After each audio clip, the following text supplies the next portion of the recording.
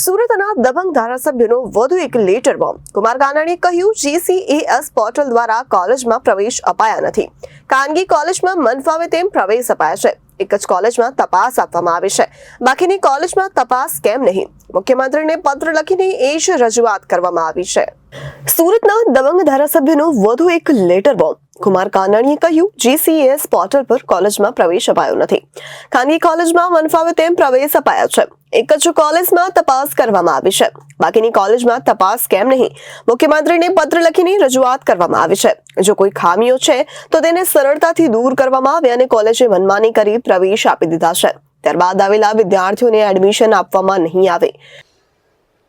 વિકાસ portal દ્વારા જે એડમિશનની પ્રક્રિયા થઈ છે એની વિદ્યાર્થીઓના વાલીઓ તરફથી મને જે ફરિયાદો આવી છે, મને લોકો મળીને વાત કરી છે, એના પૂરથી એવું લાગે છે કે જે પ્રવેશ પ્રક્રિયા થઈ છે એની અંદર પારદર્શકતા, સરળતા નથી. કંઈક ને કંઈક ખોટું થયું છે અને એટલા માટે મેં મુખ્યમંત્રીને એના ધ્યાન પર વાત મૂકી છે કે જે કોલેજની પ્રવેશ પ્રક્રિયા શરૂ થઈ છે એમાં ગેરરીતિઓ થઈ છે, ખોટું થયું છે, વિદ્યાર્થીઓને અન્યાય થઈ રહ્યો છે. માનો કે એક કોલેજને 200 એડમિશન આપવાના છે, 200 સીટ છે, તો એમને 200 એડમિશન આપવાની વાત કરી છે. કેવી રીતે આપી, શું આપવું, એની કોઈ સ્પષ્ટ વાત નથી. કોલેજોએ 200 એડમિશન લેવાના છે, 200 સીટ ભરવાની છે, તો એણે 5000 વિદ્યાર્થીઓને ઓફર ફોર્મ મોકલ્યા છે કે આવો એડમિશન લઈ જાઓ. 25 તારીખ સુધીમાં પ્રક્રિયા પૂરું કરવાની હતી, તો એણે વહેલા તે પહેલાં ધોરણે 2 દિવસમાં એડમિશન આપી દીધા. 200 એડમિશન આવ્યા પછી હવે જે લોકો આવે છે, ઓફર ફોર્મ જેને મળ્યા છે, એ લોકોને ના પાડવામાં આવે કે હવે અમારી પાસે જગ્યા નથી. તો આ એડમિશન લેવા ક્યાં જાય?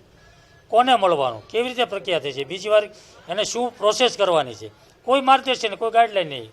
વિદ્યાર્થી, વાલી, કોલેજ, યુનિવર્સિટી ભટકે છે, કોઈ યોગ્ય માર્ગદર્શન નથી. ક્યાં જવું ખબર પડતી નથી. લોકો ટેન્શનમાં છે, વિદ્યાર્થીઓ ટેન્શનમાં છે.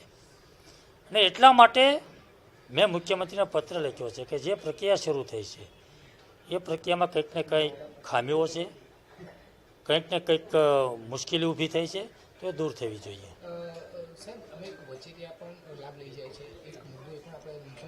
હા, વિદ્યાર્થીઓ મારી પાસે આવ્યા છે અને એક આ વાત પણ મુદ્દો મારે ધ્યાન પર મૂક્યો છે કે વચેટિયા લોકોનો અમને ફોન આવે છે કે વધારે એડમિશન લેવું છે તો અમે તમને અપાવી દઈશું.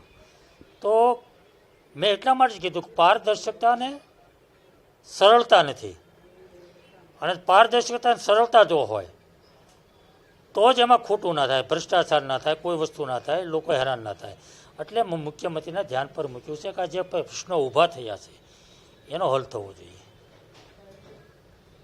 Reporter Arvind Rathod, Janadesh news, Surat.